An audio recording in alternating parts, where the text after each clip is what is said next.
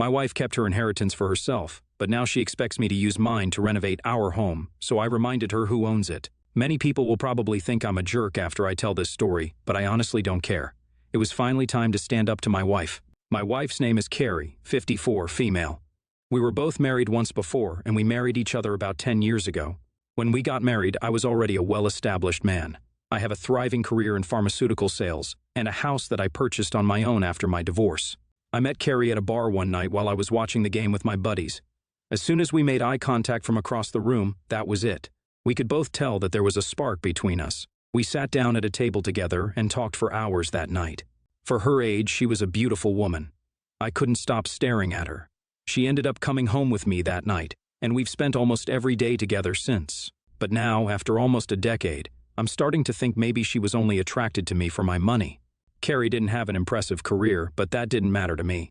She had charisma and a killer bod, which is what attracted me to her. It's not like I needed another person to supplement my income anyway. I was just looking for good company, which she brought. She moved in with me after just a couple of months, and we were married within a year. But I guess I should have paid more attention when the first red flag appeared in our marriage. About 2 years after the wedding, Carrie's mom passed away. She was devastated as the two were extremely close. Her mother left her an inheritance of about $250,000, not a crazy amount, but enough that we definitely could have used it to invest in real estate or something else lucrative. But Carrie refused. Instead, I never saw a dime of that money. She went straight to the bank and opened her own private bank account for the money. Then she insisted that she use the money to take her daughters on a trip to Europe because that's what her mother would have wanted.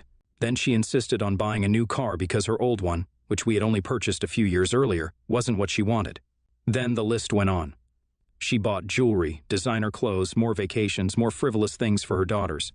Until one day, I asked her how much was left. And she said it was all gone. $250,000, completely wasted. I was furious, but held my tongue because she insisted it's what her mother had intended the money to be used for. They didn't have a lot of money growing up, and she was never able to spoil herself or her kids, so she used her mother's money as an opportunity to do that. I eventually let it go. We've had plenty of good times since then, and overall have had a good marriage. Until recently when my dad passed away. Before he retired, he was a very successful financial advisor and investor. My mom passed away before I met Carrie, but Dad had been living alone in his huge house before he passed. I was their only child, so I received their entire estate as my inheritance, the house, his properties, his investments, and about $2 million. Carrie was thrilled. Never mind that my dad had just died, she seemed like she barely even cared. She briefly comforted me and then started dreaming up potential uses for all that money. We decided that we would move into my father's house, as it was nicer than our current home. But Carrie had big plans for the house. It was beautiful but dated, so she said we would have to renovate it before moving in.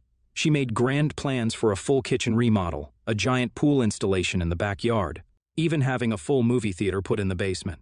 From top to bottom, she planned to give the place an extreme makeover.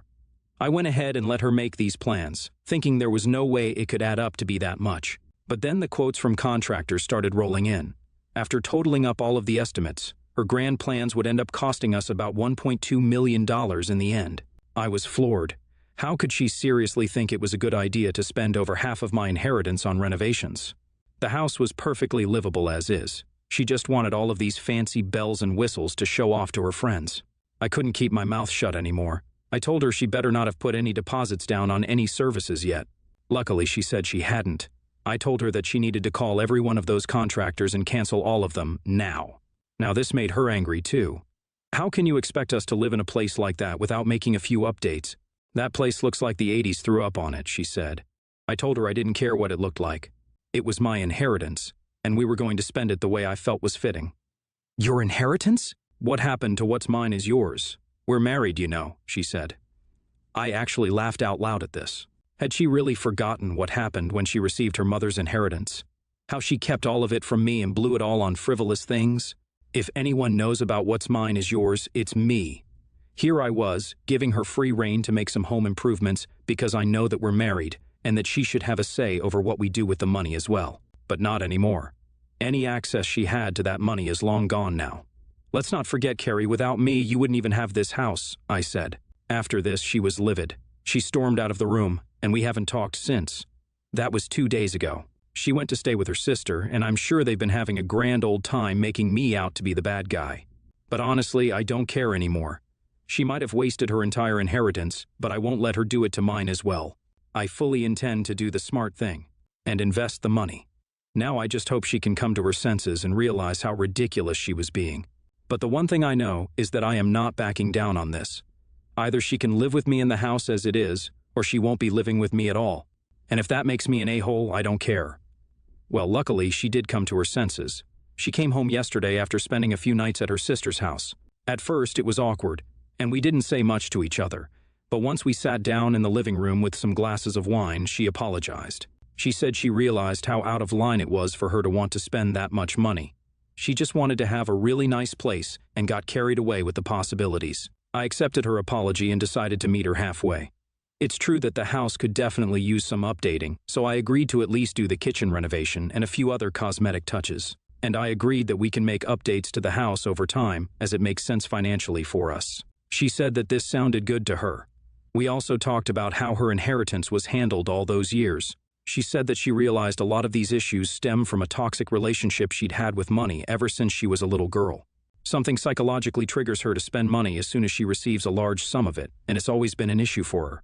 It's so deeply rooted that when someone tries to stand in the way of her spending that money, it deeply offends her and compels her to end the relationship with that person.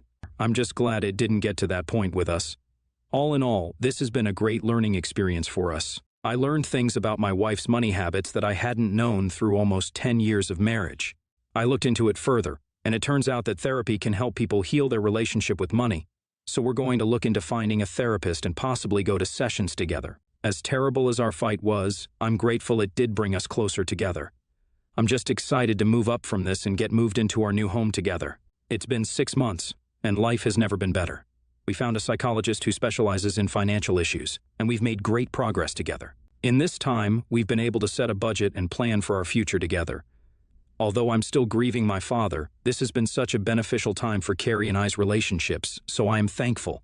Also, through our financial planning, I realized that we actually could afford the fancy pool Carrie wanted. We had it built before summer came along, and we have been enjoying it together, with plenty of money left over to invest, of course. NTA, honestly, it sounds like you've both turned a page. Originally, you both kind of sounded like a-holes, but this story definitely took a positive turn. Keep it up, Esh. Look, I love a feel-good ending as much as the next guy, and I'm glad you guys are working it out, but related to your story, you both acted like a-holes. Emo, of course, she didn't have a right to blow all that money, but you didn't have a right to turn around and rub it in her face that she wouldn't have any of this without you. You knew who you were marrying, and you said yourself that you knew she didn't have much when you married her. Just seemed like a cheap shot to me. I'm 28 male. Currently planning a wedding for this March. My fiancé and I are keeping it relatively small, with around 30 to 40 people. My parents got divorced a couple of years ago, and my dad remarried rather quickly to Jen. Jen is a lot younger than my parents, 32 I think, absolutely gorgeous, and this bothers my mom quite a bit. I get that it's a big age gap, but I figured she's an adult who can make her own decisions, and they seem really happy together, so whatever. She's always been super nice to me and my fiancé, so I have nothing against her. My parents' divorce was a little messy, with my dad initiating it. My mom will still make digs at my dad, but my dad just doesn't talk about her, or if he does, he only says positive things. Well, when going over the guest list with my mother, she had a bunch of family friends she asked if I was inviting. I told her no because those are people I don't consider myself close to, and my fiancé and I want it to be small, immediate family, some cousins and good friends. She asked if Jen was getting an invite, and I told her, of course, she is my dad's wife, and we have a good relationship, so yes, she will be there. My mom freaked out, said these family friends have been in my life way longer than Jen, and I'm choosing a gold digger my dad would be considered wealthy by most people over these people. I told her I'm allowing my father to bring a +1, and I never would have considered inviting my mother's friends, again, because I'm not close to them. She then said she doesn't know if she'll go to the wedding if Jen's there. Not wanting to deal with this, I told her that saddens me, but to make up her mind by January, as that's when we need a number for the venue. She then told me I'm choosing Jen over my own mother.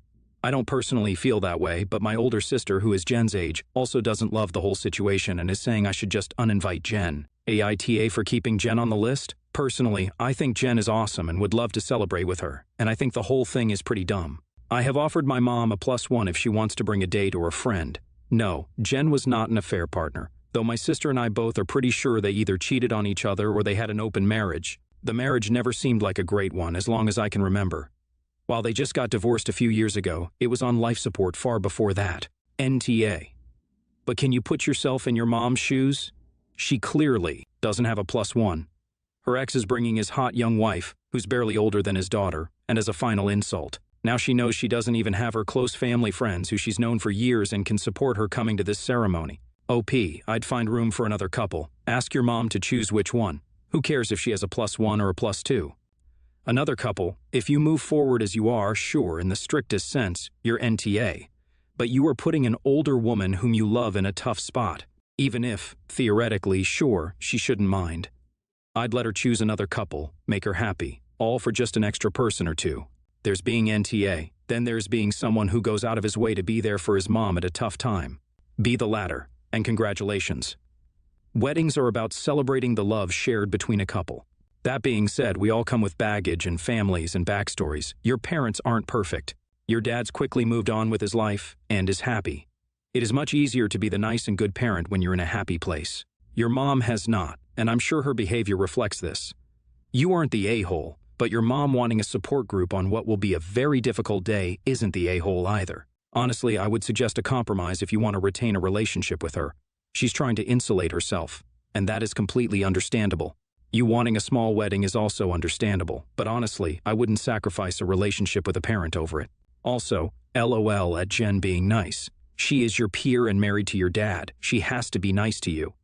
From elementary school to high school, my best friend was a girl named Ariana. In high school, this group of kids severely bullied me. Ariana knew about the group of bullies but ended up joining them since she wanted to also become popular and get close to a guy in the group. It obviously sucked, but I moved on and haven't seen Ariana since high school. I feel like my current life is pretty successful, at least by societal standards. Which is probably why Ariana reached out to me through social media.